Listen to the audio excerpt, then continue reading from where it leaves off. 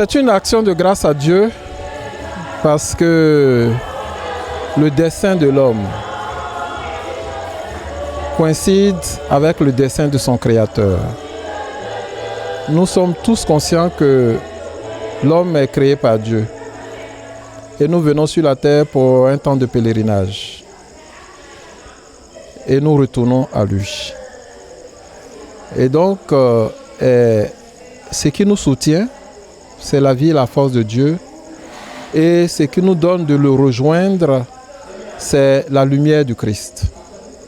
Et donc pour moi, c'est une grande joie de savoir que l'Église, dans sa tradition, a institué cette semaine pour aider toute l'Église, mais aussi de manière spécifique les églises particulières, dont notre diocèse, à prendre conscience de l'importance de la mission, parce que l'Église existe par et pour la mission.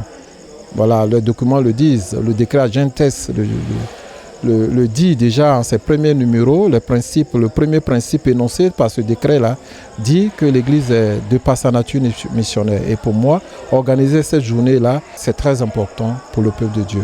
J'invite les chrétiens à voir surtout la dimension communautaire et universelle de la foi.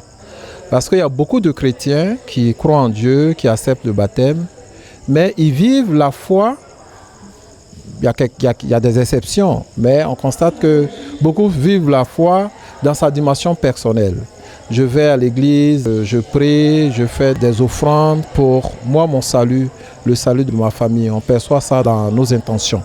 C'est une bonne chose parce qu'il y a une relation intime. Mais il ne faut pas oublier la relation communautaire universelle. Et le but de cette semaine-là, c'est ça.